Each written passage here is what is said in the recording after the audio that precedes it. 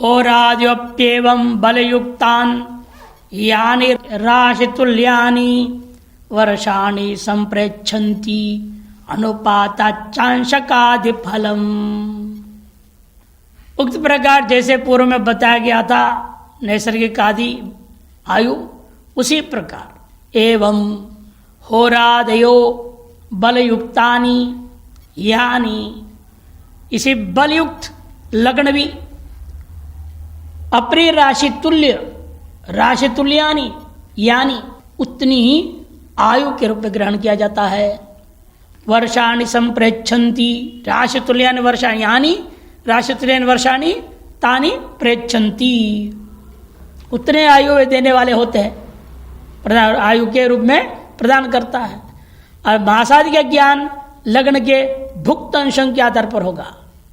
अनुपाताच्च अंशकादि फलम, मासादि का ज्ञान लग्न के से भुक्त जो अंशों के आधार पर करना चाहिए, अर्थात राशि तुल्य वर्ष प्रमाण होता है। एक राशि कितने अंश होता है? 30 अंश होता है। 30 अंश को एक साल बराबर समझो। एक महीने कितना अंश हो जाएगा फिर? 2.5 अंश। 2.5 अंश एक महीना, 2.5 जो है कितना होगा? 2 12 24 हो गया। और आधे क्या? 12 का आधा 6, 24 और 6 30। 2.5 अंश एक मास बराबर हो जाएगा। वही लग रहा है 30 अंश में 12 मास होंगे, 30 अंश में 12 मास होंगे, अर्थात 2.5 अंश एक मास माना जाएगा। इसी आधार पर भुक्त अंशों से अनुपात द्वारा मास और दिन का साधन करना चाहिए। इसलिए जितना अंश भुक्त है उसके आधार निर्णय हो जाए कितना वर्ष हुआ, कितने महीने बीत गए, ये सब गणना उसी के भुक्त अंश आदि के आधार पर ही निर्णय होगा। अब इसी प्रकार से अब पूरे 5 प्रकार का हो गया, लग्नायु का भी साल से 5 प्रकार हो गया। अब विचार करते सामान्य कथन आयु साधन में जो विशेष ध्यान रखना है। वर्गोत्तम स्वराशि द्रेश काण नवांश के सकृत द्विगुणम वक्रोच्चयोस्त्रिगुणितम द्वित्रिगुणत्व सकृत त्रिगुणम। आयु साधन में विषय अब तक तो केवल मार्गी के बारे बोल दिए थे, अब कह रहे हैं और क्या लिए थे? पहले स्व उच्च स्थान कहते ना, वहां पर कहा था लवाद्योग्राह स्थाप्या का जो स्व उच्च को लेके चलना है ये कहा गया था, पिंडायु विचार में था। अपनी अपनी उच्च राशि में स्थित, श्लोक संख्या 712 में अपनी अपनी उच्च राशि में स्थित पिंडायु में आया था। अब कह रहे कि अन्य बातों में ध्यान रखिएगा, केवल उच्च में लेकर गणित थोड़ी है। सभी ग्रह उच्च में थोड़े रहते हैं हमेशा, हर एक व्यक्ति के जन्म में कोई ग्रह उच्च में होता है, कोई नीच में होता है, कोई मित्र में रहता है, कोई स्वराशि में रहता है, कोई कहाँ रहता है। इसलिए उन सबको ध्यान रखते के ये कह रहे, देखिए वर्गोत्तम स्व राशि द्रेशकाण नवांश के सकृत द्विगुणम इति। जो ग्रह अपने वर्गोत्तम में हो या स्वराशि में हो या द्रेशकाण में हो या नवमांश में हो तो उनकी आयु को दुगुना करके ग्रहण करना, उसको दोगुना कर दो। तथा जो ग्रह वक्रोच्चयो वक्री हो या अपने उच्च राशि में हो तो उनको उनके आयु मान के लिए 3 गुणा कर देना, त्रिगुणितम सकृत द्विगुणम। जो 1 है उसको 2 कर दो। जब वर्गोत्तम में है, स्वराशि में है, द्रेशकाण में, नवांश में हो तो। और यदि वक्र है या उच्च में है तो 3 गुणा करना उसका आयु ग्रहण से करना, जितना आ रहा है मास आदि उसको 3 गुणा कर देना। और यदि मान लो एक भाव में 2 हैं ग्रह और कोई वर्गोत्तम में है कोई वक्र है तो 2 गुणा 3 गुणा दोनों करनी पड़ेगी ना। तो क्या करना ऐसे विकल्प में? कहते 3 गुणा ही कर देना। द्वित्रिगुणत्व सकृत त्रिगुणमिति। जिन ग्रहों को 2 गुणा और 3 गुणा दोनों की आवश्यकता पड़े उसे केवल एक बार 3 गुणा करने से स्पष्ट आयु हो जाता है। पुनः विशेष कथन कर रहे। शत्रु क्षेत्रे त्रिंशम नीचे अर्धम सूर्यलुप्त किरणाश्च क्षपयन्ति स्वायुर्दायान नास्तम यातो रविज शुक्रौ। इतना ही नहीं, अस्त के बारे में विचार करना पड़ेगा। शत्रु क्षेत्र में रहेगा तो क्या होगा? शत्रु क्षेत्रे त्रिंशम नीचे अर्धम, यदि ग्रह अपने शत्रु की राशि में स्थित हो, वे अपनी आयु का जितना मिल रहा है उसको 3 हिस्सा घटाओ, बल्कि तृतीयांश लेना। माने 3 महीना है आयु मिल रहा है तो 1 महीना लेना। 3 महीना नहीं मिलेगा, 1 ही महीना मिलेगा उसको, यही तृतीयांश को लेना है। यदि नीच राशि में है तो तृतीयांश लेना, माने 3 महीना है आयु मिल रहा है तो 1 महीना लेना। और सूर्य लुप्त किरणाश्च, अर्थात सूर्य के सानिध्य में आकर के जो गृहस्थ को प्राप्त हो गया है वे अपने आयु का आधा भाग नष्ट ही कर लेंगे। क्षपयंती अर्धम क्षपयंती अर्थ करेंगे। मान लो 6 महीने मिल रहा है, आधा ही लो, 3 ही महीना करके लेना चाहिए। शत्रु की राशि में स्थित हो तो तृतीयांश लेना है, और सूर्य के सन्निधि में अगर को प्राप्त हो गया तो अपने आयु का वो आधा ही लेना है। नीच में हो तो भी त्रिंश को ही लेना है, नीच और शत्रु क्षेत्र 2 के लिए त्रिंश। और सूर्यलिप्त किरणाश्च अर्धम क्षपयंती स्वायुर्दायान, जो अगर अपने अपने जितनी आयु दे रहे थे उनमें से वे आधे ही दे पाएंगे, ऐसे समझो। इस प्रकार से ग्रहों के आधार पर आयु की गणना में इन नियमों को ध्यान में रखते हुए गणना करनी है। लेकिन 2 ग्रह को कभी अस्त नहीं माना जाएगा। नास्तम यातो रविज शुक्रो, शनि और शुक्र को कभी अस्त नहीं माना जाएगा आयु गणना के लिए। आयु गणना के लिए रवि ज माने शनि और शुक्र, इन दोनों का भी अस्त मान के, जो अस्त होने पर क्या कहा था, आधा क्षय हो जाता है, वो उन पर लागू नहीं होगा, अर्थात बाकी ग्रहों पर लागू होगा। चंद्र, मंगल, बुध, गुरु इनको लागू होगा, शुक्र और शनि को लागू नहीं होगा। बाकी नियम तो लागू होगा। शत्रु क्षेत्र, निज क्षेत्र, ऊपर में जो आया था वर्गोत्तम स्वराशि दृष्टान पंचक वक्र, है ना, जो पूर्व श्लोक में कहा हुआ सारी बातें इस श्लोक में कहा हुआ पूर्वार्ध की बातें सब के सब लागू हो जाता है। केवल एक नियम लागू नहीं होगा, जो अस्त को लेकर कहा गया था आधा क्षय हो जाएगा, वो इन 2 के लिए लागू नहीं होगा, शुक्र और शनि के लिए। इस प्रकार से पुनरायु गणना के कथन के द्वारा साथ साथ 4थे अध्याय जो है मानसागरी पद्धति के समाप्त हो जाता है। अब आता है 5वां अध्याय। 5वां अध्याय 5वां अध्याय महादशाओं का फल बताने के लिए विशेष तौर पर आरंभ करेंगे। मंगलाचरण करते पहले प्रणम्य सर्वज्ञ मनन्य चेतसं लसत्तमं ज्ञानमणिं महोदधिं दशाफलं वच्मि महर्षि भाषितं स्वबोधरूपं स्वगुरुपदेशात्। प्रणम्य सर्वज्ञ मनन्य चेतसं, और सर्वज्ञ परमात्मा अनन्य चित्त वाला, मेरे आत्मा से अन्य नहीं है, वो अनन्य चित्त परमात्मा जो कि कैसा है, लसत्तम अत्यंत प्रकाशमान है, तेजस्वी है, ज्ञान रूपी मणियों से युक्त महोदधि महासागर है। ऐसे उस परमात्मा को प्रणम्य नमस्कार करके अब मैं क्या करने जा रहा हूं, स्व गुरु उपदेशात, अपने गुरु के उपदेश के मुताबिक प्राप्त जो ज्ञान है गुरु मुखों से, हाँ, स्वबोध रूपम, अपने ज्ञान का जो स्वरूप है, महर्षि भाषितम, जो महर्षि लोग है, पराशर महर्षि, भृगु महर्षि इत्यादि के द्वारा कहा हुआ अनुसार दशा फलम वचमी, जो दशा अंतरदशा प्रत्यंतरदशाओं का जो फल होता है वो फल मैं कथन करने जा रहा हूं। गुरुओं से प्राप्त ज्ञान के आधार पर महर्षियों के द्वारा जो कहे गए दशा फल है उसको अभी अपनी समझ के मुताबिक, अपने ज्ञान के मुताबिक स्वबोधानुरूपम, अपने बोध के अनुरूप मैं कथन करूंगा।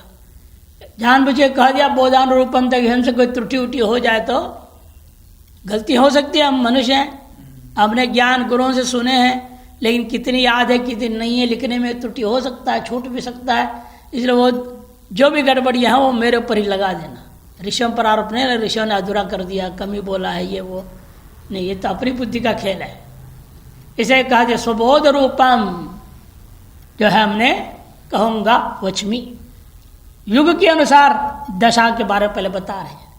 कृते नैसर्गिकायु स्यात् त्रेतायाम पैंडमे वच अंशायुर्द्वापरे प्रोक्तम नक्षत्रायुर कलौग युगे। कृतयुग में नैसर्गिक आयु की प्रधानता है, त्रेता युग में पिंडायु की प्रधानता है, और द्वापर में अंशायु की प्रधानता है, और इस कलयुग में होरा आयु जो बताया था, लग्नायु नक्षत्रायु वो प्रधान है। तो विंशोत्तरी दशा के वर्ष प्रमाण क्या है? ये पूर्व में कल ही हम लोग लिखे थे ना, सूर्य का 6 साल, चंद्र का 10 साल इत्यादि, उस श्लोक में बता रहे हैं उसको। सूर्य विंशतमो भाग शशिनी द्वादश स्मृत सूर्य षट भाग युग भौम दशा चांतर दशा भवे। सूर्य के महादशा पूर्ण आयु का जो कहते 20वां हिस्सा, विंशतमो भाग। पूर्ण आयु कितना बोले थे? 120। 120 को 20 से भाग करो, 120 को 20 से भाग करो, कितना बचेगा? 6। 120 को भाग करेंगे 20 से तो 6 में जाएगा ना। अच्छा, सूर्य के महादशा हो गया 6 साल। 20 शून्य शून्य गया, 2 चक्का 12, 6 साल बचेगा। तो सूर्य महादशा केवल 6 साल होता है। शशिनी द्वादश स्मृत, द्वादशो भागा, और चंद्रमा के लिए 120 को 12 में भाग दो, 12वें भाग बोल दिया, 12 भाग। 120 गुणा 12 करो, 12 इंटू 10 120 होता है। से चंद्र महादशा 10 साल का सिद्ध हुआ। सूर्य षट भाग युग भौम, सूर्य षट भाग युग भौम दशा चांतर दशा भवेत। सूर्य के जो 6 भाग है उसके साथ 1 जोड़ दो, कुल कितना हो जाएगा? 7।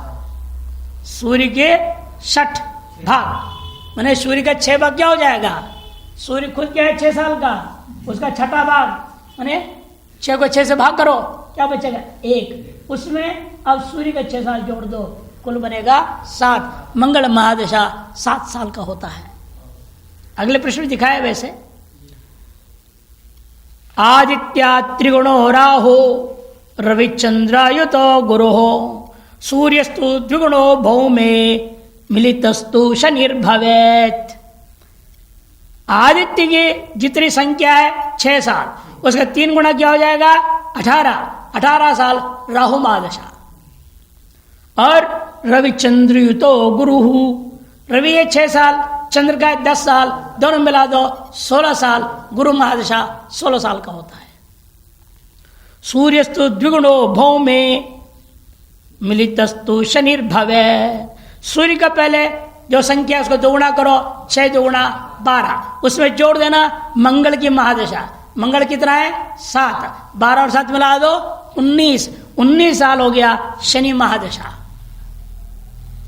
बुध चंद्रयुतो भौम केतुर्मंगलवत् सदा चंद्रमा द्विगुण शुक्र परमायु प्रकीर्तितम।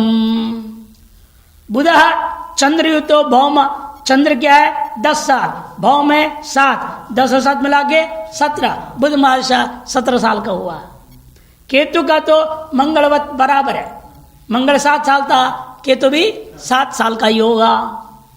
और चंद्रमा का जो 2 गुणा, चंद्र कितना 10 साल, उसका 2 गुणा हो गया 20 साल, ये शुक्र महादशा होता है।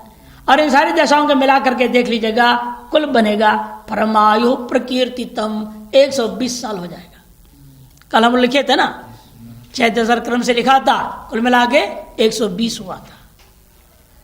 इस प्रकार से परमायु की गणना हो जाता है।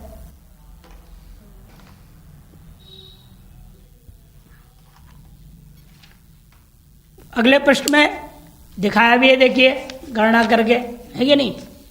परमायु को 20 भाग करो, 120 को 20 से भाग किया तो 6 वर्ष सूर्य की दशा हो गया।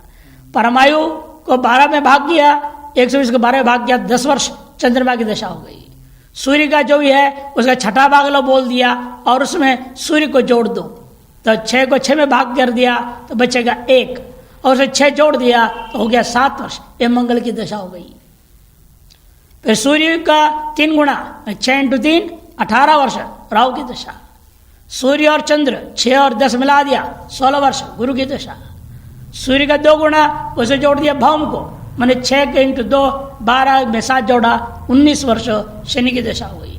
चंद्र और मंगल को जोड़ा 10 और 7 जोड़ दिया 17 वर्ष बुध की दशा। और भौम का जितना है उतना ही 7, अरे भौम का 7 था, इसे केतु का भी 7 वर्षीय दशा हुई। और चंद्रमा का 2 गुना 10 गुना 2 मैंने 20 वर्ष हुआ शुक्र की महादशा। इस प्रकार से श्लोकार्थ को यूं भी दिखा दिया है। साधित दशा वर्ष बता रहे हैं अभी, जो गणना कर दिए पूर्व श्लोकों में, जो सिद्ध हुआ कितना सिद्ध हुआ, किसका कितना, वो भी स्पष्ट लिख दे रहे हैं। 6 10 सप्ताष्टादश 16 नंदेन्दवो मुनिशशांकाः सप्तनखा वर्षाणि रव्यादीनां यथाक्रमतः। रवि आदियों के यथाक्रम, रवि का कितना है 6, दूसरे में 10 माने चंद्र का 10, मंगल का 7, 18 राहु का, 16 गुरु, नंदेन्दवो, नंद मने 9, इंदु मने 1 और 9 19, 19 है शनि का, मुनि मने 7, शशांक मन 1 और 7 17, ये हो गया बुध का, और सप्ता केतु का, नकाहा नख नाखून 20 होते हैं, ये हो गया शुक्र का। इस प्रवर्षा नहीं रव्यादि नाम यथाक्रमतः। जन्म नक्षत्र के समय में नक्षत्र के आधार पर निर्णय होता है कौन सी दशा। कैसे तय होगा, 27 नक्षत्र है, आपके पास 9 ग्रह हैं, 9 ग्रह हैं, आपके पास 27 नक्षत्र है। किस नक्षत्र से कौन सी ग्रह का दशा तय हुआ वो बताने जा रहे हैं। इसके भी आप चार्ट आप पंचांग में भी देख सकते हैं, वैसे पंचांग में भी रहता है, और उसके नीचे दशाओं का वर्णन भी होगा, जहाँ दशा के दिए हैं कौन से पन्ना में है। फिर संख्या 134 विंशोत्तरी दशा चक्र दिया है, देखिए। सबसे पहला वाला कोष्टक देखना, उसमें पूरे 27 नक्षत्र नाम आ रहा है, ग्रह का क्रम रख दिया, सूर्य चंद्र मंगल राहु गुरु शनि बुध केतु शुक्र। इसी क्रम से हर व्यक्ति पर लागू होगा, चाहे जिस किसी दशा शुरू होगा वहां शुरू कर वही घूम के उधर ही आना है। ये नक्षत्रों का नाम दिया, कृत्तिका से शुरू कर दिए। वो श्लोक को पहले पढ़ो, प्रिय घटाओ। कृत्तिकात समारभ्य भरण्यवधिगण्यते विंशोत्तरी दशा चक्रम 37 कोष्ठकैः। कहते कृत्तिकातः समारभ्य, कृत्तिका से आरंभ करो, भरणी पर्यंत चले जाओ। कृत्तिका से आरंभ करके भरणी तक शुरू कर जाना है। अधिगण्यते विंशोत्तरी दशा चक्रम, विंशोत्तरी दशा का चक्र निर्णय हो जाता है। इसे 36 कोष्ठक बना करके बना लेना। अरे 27 से 36 कोष्ठक क्यों पड़ा? ग्रहों का नाम लिखने के लिए। आप यूँ करेंगे ना, भाग जैसे दिखा रहे चित्र में देख लो। चित्र में क्या है, पहले दशा लिख दिया है कि नहीं, सूर्य चंद्र आदि, ये एक लाइन हो गया, उस लाइन में 9 कोष्ठक है। फिर कृतिका रोहिणी मृगशिरा आर्द्रा पुष्य पुनर्वसु आश्लेषा मघा पूर्वाषाढ़ा, यहाँ तक जो है एक लाइन हो गया, ठीक। फिर उत्तराषाढ़ा हस्तो चित्रा स्वाति विशाखा अनुराधा ज्येष्ठा मूल पूर्वा पूरा फाल्गुनी, या एक लाइन ये हो गया 9। फिर तीसरा पंक्ति है उत्तरा फाल्गुनी श्रवणा धनिष्ठा शतविषा पूर्वा भाद्रपदा उत्तरा भाद्रपदा रेवणी अश्विनी और रेवती अश्विनी और भरणी, ये क्रम रहता है, ठीक है। इसलिए 36 कॉलम 36 कोष्ठ बना लो, ऐसे भी भर दो। अब देखो सूर्य के नीचे कौन कौन आ रहा है? क्री उ। क्री माने कृतिका, ये ऊ में उत्तराषाढ़ा, और दूसरा हुआ है उत्तरा फाल्गुनी। ये 3 नक्षत्रों में पैदा होने वाला का जो गणना हम शुरू करेंगे सूर्य महादशा से। यदि आपके जन्म मान लो, आपको मालूम है आपका जन्म किस नक्षत्र से में हुआ? मालूम ही नहीं। किसी को मालूम है? उत्तराषाढ़ा। उत्तराषाढ़ा तो आगे आपका दूसरे लाइन में सूर्य का नीचे है। इसे आपके जन्मकालीन जो महादशा है सूर्य महादशा है। मान लो किसी के मघा नक्षत्र है, अब बताओ मघा नक्षत्र अनुसार क्या बोलोगे आप? मघा कहाँ है? केतु महादशा। उसके गणना हम कहां से शुरू करेंगे? केतु से शुरू करेंगे। केतु में भी कितना बीता जन्म से पहले और इस जन्म की तरह भोगोगे, ये गणित अलग है। ये मोटा मोटे बता दिया, इस नक्षत्र में पैदा है तो इस महादशा से उसकी आरंभ होगी कहानी। और मान ले किसी का हुआ है स्वाति नक्षत्र में, तब राहु महादशा। स्वा है ना, स्वा बीच वाले लाइन में है, स्वा आ स्वा श है या नहीं? आर्द्रा स्वाति शतभिषा, इनमें जन्मे हुए लोगों का राहु महादशा से गणित आरंभ होता है। इस प्रकार से पूरे 27 महादशाओं का तय हुआ।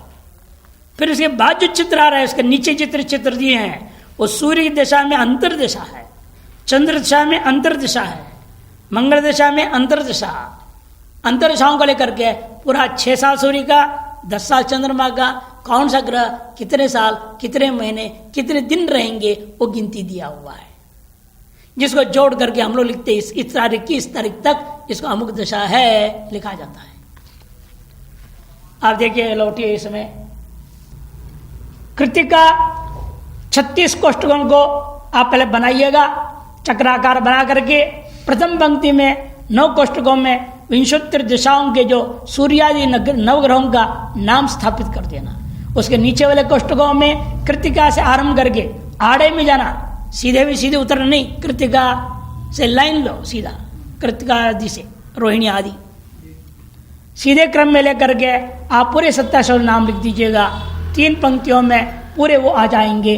ऊपर वाले पंक्ति में ग्रहों का नाम है, जिस ग्रह का नाम जहाँ है उसके पंक्तियों में, नीचे पंक्तियों में जो नक्षत्र आ रहे हैं उन नक्षत्रों के जन्म वालों का उस महादशा संबद्ध माना जाएगा। अब यहाँ पर टिप्पण है एक, देखिए जन्म नक्षत्र से दशा ज्ञान की दूसरी रीति यह है, दासराधितो जन्म भसंख्य काया दुगुणिता सांकृतावशेषाद अचंकु राजीश बुकेश पूर्वा दशाधिपा संकथिता मुनीन्द्रैहि। अर्थात जन्म नक्षत्र की जो अशून्यादि क्रम से जो संख्या हो, नक्षत्र का जो संख्या है, पहला अश्विनी है ना, 1 2 3 लिखोगे 27 आएगा, 27 है ना कुल मिला के। आप क्रम से लिखेंगे नक्षत्रों का नाम, 1 2 3 संख्या डाल दो। मान लो आपके मघा नक्षत्र है तो वहां नंबर क्या आ रहा है, और 1 2 3 से अश्विनी से शुरू करके आपका नक्षत्र का जो भी क्रमांक की जो संख्या है वो लो। जैसे इसमें भी वो भी चार्ट थे ना नक्षत्रों का, पूरे नक्षत्र पादशाह राशि आदि वर्णन की थी। किसमें था वो? 141 में था, किसमें था? हाँ वो 134 के बाद ही है वो, ठीक है 135 में है। उन्होंने क्रमांक नहीं दिया ना, ये नक्षत्रों का नंबर दे देंगे। मान लो मघा आएगा तो क्या नंबर आएगा उसका? मघा के लिए 1 2 3 4 नहीं 1 2 3 4 5 6 7 8 9 10वां है, 10वां है मघा। अश्विनी 1, भरणी 2, कृतिका 3, रोहिणी 4, मृगशिरा 5, आर्द्रा 6, पुनर्वसु 7, पुष्य 8, आश्लेषा 9, मघा 10। एक के नाम 2 बार आ रहा है ना राशि के हिसाब से, इसलिए आप गिनते हो तो हिसाब से गिनना पड़ेगा। तो 10वां है, ठीक है। अब एक दृष्टांत लेके चलिए आगे। आगे क्या कर रहे हैं वो, क्रम संख्या हो उसमें 2 घटाइएगा, 2 घटाओ, 10 में 2 घटाएं कितना हो जाएगा 8, ठीक है। 2 घटाकर शेष में 9 का भाग दो देने से एक आदि शेष संख्या के अनुसार क्रम से सूर्य चंद्र मंगल राहु गुरु शनि बुध केतु और शुक्र की दशा होती है। 8 को 9 से भाग करेंगे तो क्या होगा, 8 को 9 से भाग कर दो तो क्या आएगा, एक कैसे बचेगा, एक कैसे बचेगा, एक तो आ ही नहीं सकता,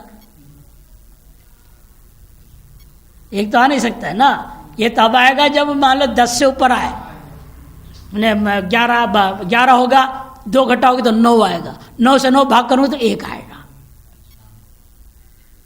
11 से ऊपर, 1 से 10 तक तो एक संख्या आएगा ही नहीं, 0 लिखनी पड़ेगी आपको। 1 से 10 तक तो 0 रहेगा, फिर दशमलव लेंगे, फिर वह हो जाएगा, मान लो 10 है वो 100 बन जाएगा, 80 8 है ना 80 हो जाएगा, फिर 9 से तब भाग होएगा। 8 को 9 से भाग करेंगे तो कैसे भाग होगा, नहीं होगा वो। इसलिए आपको क्या करना पड़ेगा, तरीका क्या होता है नियम इसका, 9 है 0 दशमलव लिखो और यहाँ 0 80 हो जाएगा, तब 8 में जाएगा 72, 8 बचेगा, ऐसे ही जाते रहेगा, 0 जैसे 8 8 8 8 8 8 आएगा। इसलिए क्या करना पड़ता है, जैसे दृष्टांत दिया है 8 में से 2 निकालो, इन्होंने ले लिया पुष्य नक्षत्र को लिया, दृष्टांत देख लीजिए आगे पन्ने में, अश्विनी से पुष्य तक 8 संख्या हुई, 8 से 2 निकालो 6 हुआ, 6 में 9 का भाग देने से लब्धि हो जाता है 0 तथा शेष बचेगा 6।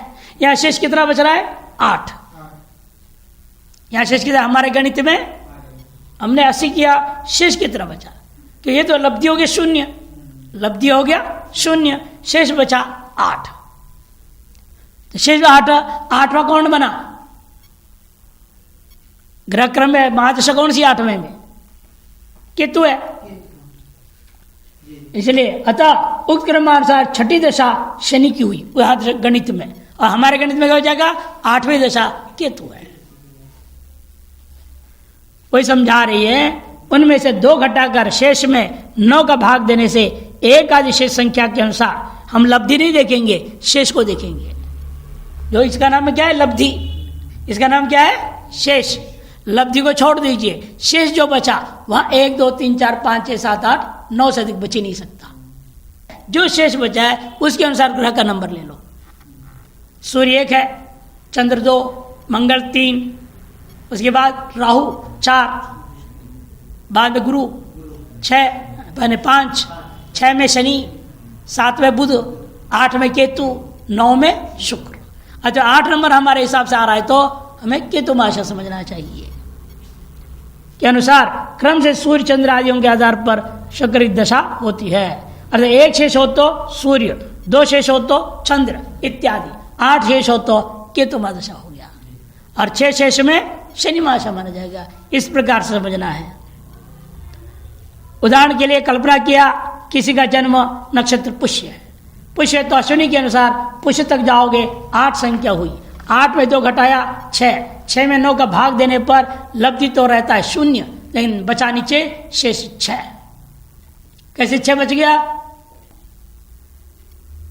6 को 9 से भाग करो, 6 को 9 से भाग करेंगे आप, 9 कितना बैठेगा 54, हाँ 9 बार में जाएगा 54, बचेगा 6, ये शेष 6। छठा कौन है शनि, शनि महादशा माना जाएगा। सरल गणित था ये। उन्होंने जो दिया वो भी क्रम बता दिया, तो चार्ट आपने बना, चक्र बना लिया, चक्र में जो आया उसके अनुसार निश्चय हो गया। और ऐसे भी आप निश्चय कर सकते हैं। दशा ज्ञान हो जाने पर दशा का भुक्त भोग्य काल साधन कर दशा चक्र निर्माण किया जाता है। कितनी दशा भुक्त हो चुका है, जन्म काल में उस बच्चे का जन्म के समय में कितने साल, जैसे अभी आपने गणित किया, मान लो केतु आया, केतु है 7 साल, 7 साल में से गर्भगत कितना, भुक्त कितना, और इस जन्म में जन्मने के बाद कितना समय वो भोग बाकी है। वो 7 साल में से कितना जन्म लेने से पहले भोग हो गया, उसको गर्भगत कहा जाता है। गर्भ में रहती है, उससे पहले कहीं भूत प्रेत योनि में भोग चुका है और अब यहाँ जन्म लिया है, अब शेष वो भोगेगा यहाँ उस दशा का। तो वह गणित करने के लिए आपको भयात भोगोपभोग आदि गणना करना ही पड़ेगा। निर्माण किया जाता प्रसंगानुसार भुक्त भोग्य साधन विधि भी प्रदर्शित कर रहा हूं। दशाब्दमानेन हतम भयात्तम बभोगमानेन हतम फलम यत् वर्षादिगम भुक्तम उशंति धीरा भोग्यम दशांतरितम दशाया। दशाब्दमानेन हतम भयात्तम, जन्म नक्षत्र से जो गतमान है भयात को दशा वर्ष के से गुणा कर नक्षत्र के भोग प्रमाण जो भभोग है उससे भाग देने पर वर्ष मास दिन घटी ये सब आ जाता है गणित।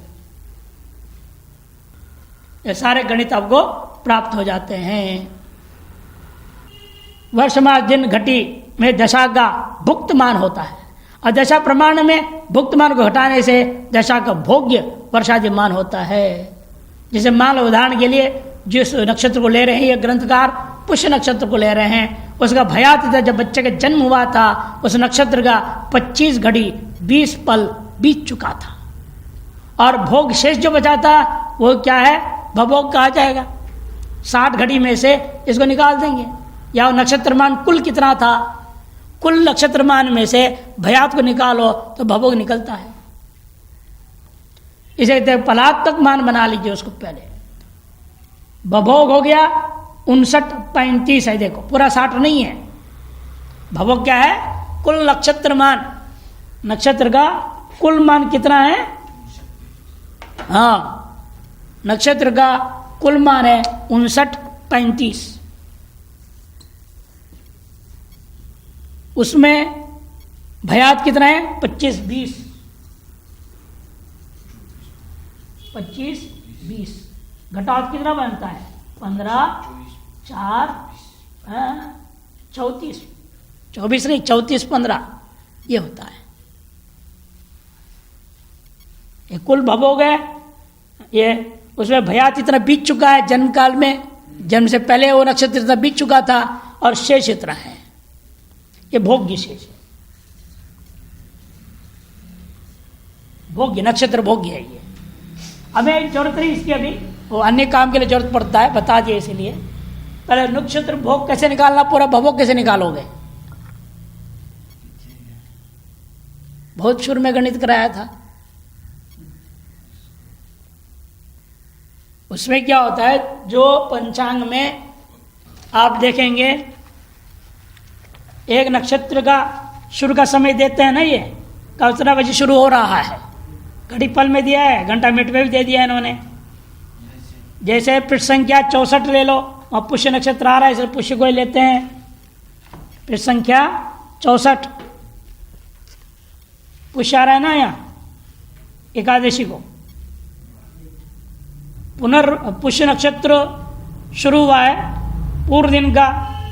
देखिए वहां पहले है दशमी को पुनर्वसु नक्षत्र है, ठीक है, और कब तक है वो 37-31, और एकादशी का दिन आ रहा है पुष्य नक्षत्र, ये 44-13 तक है, 44-13 तक है, ठीक है। अब क्या करना आपने, इस 37-31 को घटाइएगा 60 से। एक दिन में कितना होता है कुल 60 घड़ी है ना, 60 घड़ी में से आप निकालिए 37-31 पुनर्वसु का नक्षत्र का समय निकल जाएगा कि 37-31 तक पुनर्वसु नक्षत्र था दशमी का दिन। 37-31 से शुरू हो गया पुष्य नक्षत्र, जो सूर्योदय के टाइम नक्षत्र होता है उसका नाम वहां देते हैं पंचांग में, और उसकी अवधि देखते वहां तक ही जा रहा है। उस दिन, अर्थात दशमी का दिन पुनर्वसु नक्षत्र सूर्योदय से लेकर 37-31 तक था। इसे पुनर्वसु का चीज को घटा दो, शेष जो बचा क्या होगा? दशमी का दिन पुष्य नक्षत्र। कितना बचा यहां पर? 9, 2, 9, 7, 2, 5, 3, 2, 22, 29 बचा। यह है दशमी का दिन पुष्य नक्षत्र। और एकादशी का दिन पुष्य नक्षत्र कितना था आपको बताया था? 44, 13, दोनों जोड़िएगा कितना बना? 4, 4, 2, 6, 4, 2, 6, 66, 42। इसका नाम है पुष्य नक्षत्र का भवोग। पुष्य नक्षत्र का कुल पीरियड, पूरा समय टोटल, इसको भवोग कहेंगे। अब पुष्य नक्षत्र इतने पीरियड में से बच्चे का जन्म का समय में कितनी बीत गई है, बच्चे के जन्म के टाइम पर निर्भर होगा। उसी गणित करने का भी तरीका बता दिया था पहले, उसका नाम भयात है। ये आपने भवोग निकाला, वो भयात कहा जाएगा। वो तो जन्म के आधार पर, जन्म के टाइम के आधार पर निकलने वाली बात है। अब यह दृष्टांत इन्होंने भयात ले लिया है, किसी बच्चे का 25-20 ले लिया। और 25-20 को क्या करना पड़ता है? सबसे पहले भयात को पलात्मक बना, घटी को भी पल बना दो। घटी कितना है? 25, 25 गुणा 60 कितना हो जाता है?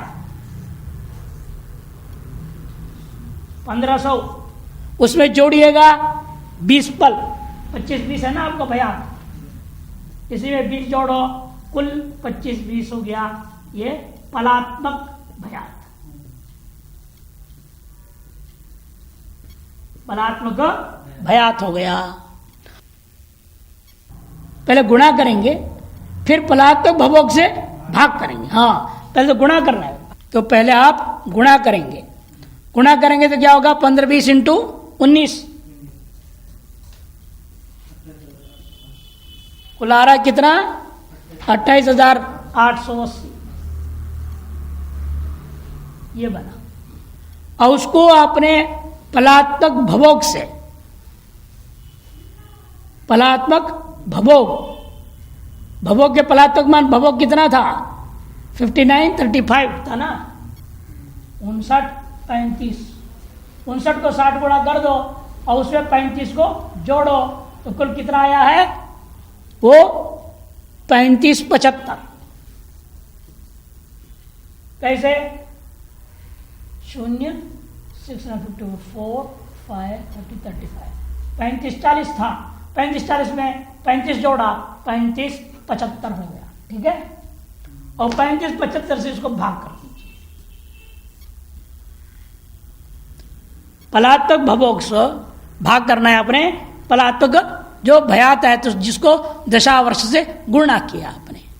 यह है शनि का 19 साल, क्योंकि पुष्य नक्षत्र आता है शनि के अंतर्गत। और उसको भाग करेंगे तो क्या बन रहा है? 8, 0, 28 आ रहा है। 8, 0, 28 करके दिखाया है इन्होंने। 8, 0, 28 मैंने 8 साल 0 माह 28 दिन। ये भाव बीत चुका है, शनि मास जन्म से पहले बीत चुका है। तो जन्म के बाद कितना उस पर लागू रहेगा शनि? तो उसको क्या करना? 19 साल से इसको घटाओ। 8, 0, 28, 2 दिन 30 का, 11 महीने का 11 महीना ही रहेगा। 18 का 8, 10 साल, 10 साल 11 महीना 2 दिन उसका शेष है शनि भोगना। मान लो बच्चे का जन्म तारीख क्या रहेगा? मान लीजिए 15/8 जो है, कोई भी सन ले लो, 1970 में पैदा हुआ। ठीक, अब उसमें क्या है? 2 दिन 11 महीना और 10 साल इसमें जोड़ूंगा। ये शनि शेष हो गया। शनि उसके ऊपर कब तक लागू रहेगा? इसीलिए 17 दिन, 11 और 8 19, 19 और 12 निकालो 7, और एक जोड़ूंगा 1981 तक रहेगा शनि महादशा। शनि के बाद आएगा बुध, 17 साल जोड़ो, तो 17/7/1998 तक जाएगा। बुध के बाद आएगा उसके लिए केतु, केतु आएगा 7 साल। तो जोड़ते जाएंगे हम, पूरी उसकी जिंदगी भर का दशाएं निकाल सकते हैं आप। जोड़ कितना आएगा? 8 7 15 5 1 0 0 2 2005 तक रहेगा। फिर उसको शुक्र दशा आएगा 20 साल, तो 17/7/2025। अभी 2023 चल रहा है, 2025 में शुक्र दशा जाएगी। इस तरह से इसको गणना दशाओं को जोड़ा जाता है जन्म के तारीख के साथ। पहले महादशा की गणित कर लेंगे, उसका वर्ष मास दिन निकाल लेंगे, जिस प्रक्रिया से बता इस प्रक्रिया से फिर सारी गणित हो जाती है। फिर इसके अंदर अंतरदशाओं को जोड़नी है। अंतरदशा चार्ट मैंने पता नहीं इसमें दिया हुआ है, कितना शेष बचा है वो कोने से उतना जोड़ते जाओ।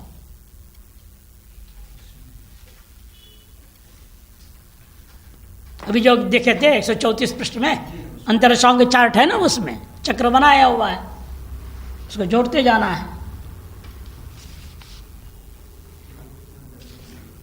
ये बताया इन्होंने देव यहाँ दशाबोधक चक्र बना दिए हैं। फिर भी आपके लिए सुविधा के लिए अगला पृष्ठ में दशाबोधक चक्र, सूर्य चंद्र भौम राहु गुरु शनि बुध केतु शुक्र, एक क्रम कहीं गड़बड़ न हो जाए, क्रम ही मुख्य होता है। जैसा रटा वो क्रम ले, सूर्य चंद्र मंगल बुध गुरु शुक्र शनि राहु केतु, राहु केतु बाद में आ जाते ना अंत में, ऐसा नहीं, ये दशाओं का क्रम अलग है।